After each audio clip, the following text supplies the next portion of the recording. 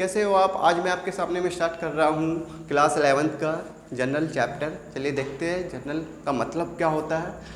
The books in which the transaction of a business unit are recorded systematically for the first time is called the journal. Journal का मतलब हुआ कि जो भी मैं business में ट्रांजेक्शन कर रहा हूँ उसको मैं अपने बुक में किस तरह रिकॉर्ड करूँ, ठीक है, तो उसी को मैं जर्नल बोलता हूँ। तो इसको रिकॉर्ड करने का मेरा मेथड है गोल्डन रूल। गोल्डन रूल के अकॉर्डिंग हम दो मेथड से इसको हम रिकॉर्ड करते हैं सारे ट्रांजैक्शन को, जो भी बिजनेस के अंदर हो रहा है ट्रांजैक्शन।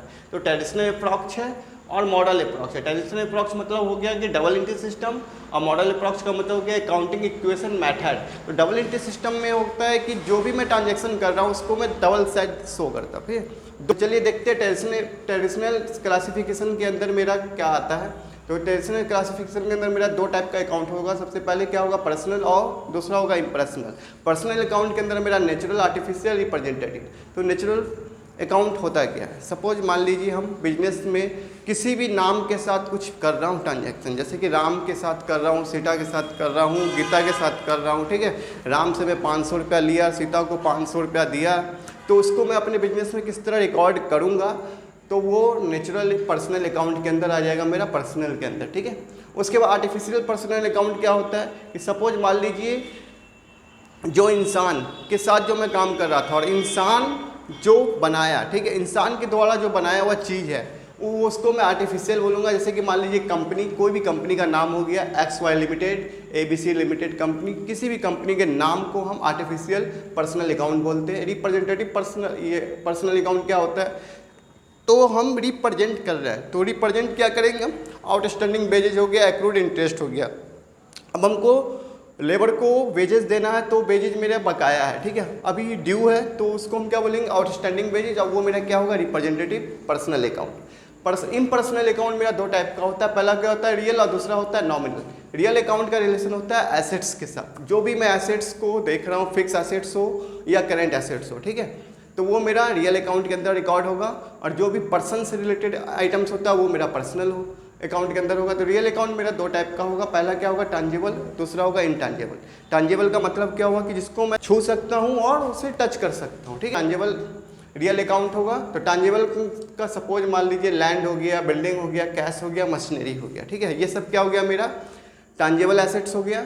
इनटांजिबल एसेट्स क्या होता है, जिसको मैं देख ही नहीं रहा हूँ, ठीक है, सिर्फ फील करता हूँ, महसूस कर रहा हूँ, जैसे कि गुडविल हो गया, पेटेंट्स राइट हो गया, कॉपीराइट हो गया, ये सब क्या है मेरा इनटांजिबल एसेट्स है। गुडविल, पेटेंट्स, कॉपीराइट क्या होता है, इसके लिए मैं शॉर्ट वीडियो बना दूंगा। अभी इस पर डिस्कस करेंगे तो लंबा वीडियो चला जाएगा, इसलिए इसको मैं स्टॉप कर रहा हूँ। आगे देखता हूँ नॉमिनल अकाउंट क्या होता है। नॉमिनल अकाउंट में मेरा दो टाइप का होता है, एक क्या होता है पर्सनल लॉसेस और एक एक्सपेंस एंड लॉसेस, एक होता है मेरा income and gain. Expense and losses के अंदर आएगा आपका wages, salary, rent and bad debts.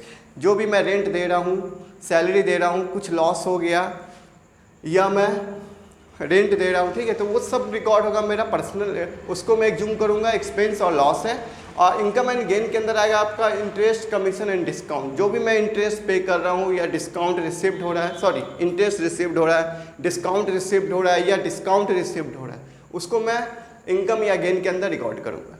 तो इसको मैं जनरल एंट्री किस तरह पास करूँगा, अपने बुक में किस तरह रिकॉर्ड करूँगा, उसके लिए मुझे पढ़ना होगा गोल्डन रूल। और गोल्डन रूल के अकॉर्डिंग मेरा पर्सनल अकाउंट में क्या करना होता है, रियल अकाउंट में क्या करना होता है और नॉमिनल अकाउंट में क्या करना होता है, वो सीखना होगा। तो चलिए देखते हैं पर्सनल अकाउंट क्या बोलता है।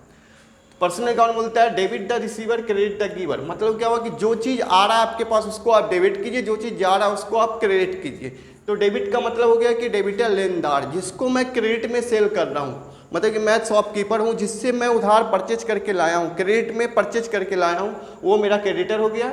और जिसको मैं उधार दे रहा हूँ, ठीक है, जिसको मैं सेल कर रहा हूँ क्रेडिट पे, वो मेरा डेटर्स हो गया, ठीक है। तो जो रिसीव्ड कर रहा है उसको मैं डेबिट करूँगा और जो जा रहा है उसको मैं क्रेडिट करूँगा पर्सनल अकाउंट के अंदर। सपोज मान लीजिए एक एग्जाम्पल है, रिसीव 500 फ्रॉम राम। राम से मैं 500 रुपया लिया, तो मेरे पास क्या आ रहा है, कैश आ रहा है, तो कैश अकाउंट डेबिट करेंगे। किससे आ रहा है मेरा, राम से आ रहा है, इसलिए राम को मैं क्रेडिट करूंगा। यहाँ पे तो कुछ जा नहीं रहा है, सिर्फ 500 रुपया आ रहा है मेरे पास, जो चीज़ आ रहा है उसको डेबिट कीजिए, कुछ जा नहीं रहा है इसलिए उसके नाम को क्रेडिट करेंगे, ठीक है। ऐसे पता चल सकेगा कि मैं किससे ये रुपया लिया, तो डेबिट करेंगे, 500 रुपया लिख दिया और एक नरेशन लिख देंगे, क्या होगा, being cash received from Ram, okay.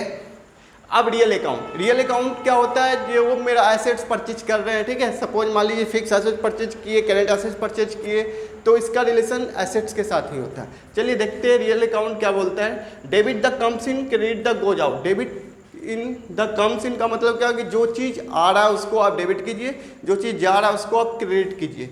Suppose मान लीजिए आप मार्केट गए, आप परचेज किए बुक्स, ठीक है, बुक्स परचेज कर रहे हैं आप अशोक से, बुक्स परचेज कर रहे हैं, एक पार्टिकुलर गुड्स का नाम दे दिया है बुक्स, तो बुक्स का मतलब क्या हुआ कि एक पार्टिकुलर गुड्स है, इसलिए बुक को हम डेबिट करेंगे और अशोक को क्रेडिट करेंगे। क्यों? क्योंकि मैं एक पार्टिकुलर गुड्स परचेज कर रहा हूँ, तो मेरे पास क्या आएगा, किताब आएगा।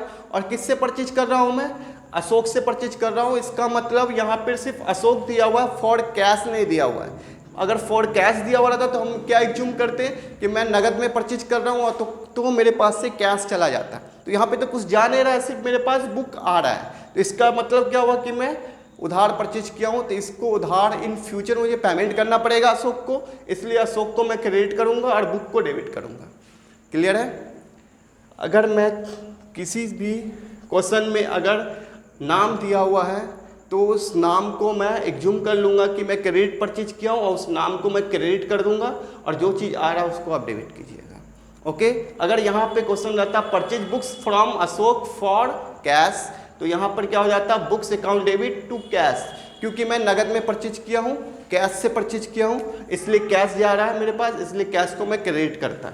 तो इसका नरेशन क्या हो जाएगा, बिंग्स purchase books from Ashok. Okay, तीसरा आते हैं नॉमिनल अकाउंट। नॉमिनल अकाउंट का रूल होता है कि जो debit all the expenses and loss, credit all income and gains. जो भी एक्सपेंस या लॉस हो रहा है उसको आप डेबिट कीजिए और जो भी इनकम या गेन हो रहा है आपको वो उसको आप क्रेडिट कीजिए। सपोज मान लीजिए आप बिजनेस स्टार्ट किए हैं, किसी को कमीशन दे रहे हैं, ठीक है, कमीशन पे किए या सैलरी पे किए या रेंट पे किए या वेजेज पे किए, ठीक है, तो क्या हो जाएगा, वेजेज रेंट सैलरी ये सब क्या है, मेरा एक्सपेंस है। अकॉर्डिंग टू नॉमिनल अकाउंट क्या बोल रहा है, एक्सपेंस को आपको डेबिट करना है, तो हम क्या करेंगे, commission account debit to cash account, ठीक है यहाँ पर। और नरेशन क्या हो जाएगा, बिंग पेड कमीशन। अब आते हैं हम जनरल एंट्री का फॉर्मेट। इसको तो समझ गए कि हमको किस तरह रिकॉर्ड करना है, किस तरह जनरल एंट्री होगा, बट इसको सिस्टमैटिक वे में किस तरह हम प्रिपेयर करेंगे अपने बुक में, उसको मैं, ये फॉर्मेट हो गया जनरल एंट्री का, उसको किस तरह सिस्टमैटिक वे में रिकॉर्ड करना है वो देखिए। सबसे पहले हम 5 कॉलम लेंगे। 5 कॉलम में आपका पहला क्या कॉलम होगा, सीरियल नंबर, दूसरा पार्टिकुलर जो थोड़ा सा बड़ा होगा, फिर एलएफ मिस हो गया, लेजर फोलियो, फिर अमाउंट। ये जो अमाउंट हो गया आपका ये डेबिट हो गया, ये अमाउंट क्रेडिट हो गया। क्योंकि तो मैं डबल एंट्री सिस्टम पास कर रहा हूँ, इसलिए जो भी ट्रांजेक्शन हो रहा है उसका मैं बहुत डबल साइड इफेक्ट दिखाऊंगा, ठीक है, 2 साइड वो इफेक्ट होगा, एक चीज़ आएगा तो एक चीज़ आएगा। तो चलिए देखते हैं। सबसे पहला केस क्या था आपका, कैश टू राम। इसको मैं किस तरह रिकॉर्ड करूँगा, कैश अकाउंट डेबिट यहाँ लिखना आपको, A capital /C, D capital small r, फिर थोड़ा सा स्पेस छोड़ के टू राम्स अकाउंट लिखेंगे। ये स्पेस हम क्यों छोड़े, क्योंकि मेरा ये डबल एंट्री सिस्टम है, ठीक है। यहाँ पे भी मैं स्पेस छोड़ के एक यहाँ पे लिख रहा हूँ, तो ये कैश मेरा डेबिट में, इसलिए मैं डेबिट कॉलम के इसी के फ्रंट पे मैं इसी के सामने में 500 रुपये लिखूंगा, और राम क्रेडिट में, इसलिए क्रेडिट बैलेंस का राम होगा ठीक इसी के सामने। ओके, अब देखते हैं सेकंड एंट्री क्या था आपका, book account debit to Ashok account. तो बुक क्या आपका डेबिट है, इसलिए बुक अकाउंट डेबिट किए हम, टू अशोक किए, नरेशन लिखेंगे हम, 1000 हुआ। फिर तीसरा एंट्री था आपका कमीशन टू कैश, तो commission account debit to cash account लिखेंगे हम, कैश अकाउंट लिखेंगे हम और नरेशन लिखेंगे, और 50 रुपये हम फिक्स करेंगे। ये आपका जनरल एंट्री का फॉर्मेट। आई होप आपको क्लियर हुआ होगा जनरल एंट्री। अगर वीडियो अच्छा लगा हो तो प्लीज़ लाइक कमेंट दबा कर कीजिए। धन्यवाद।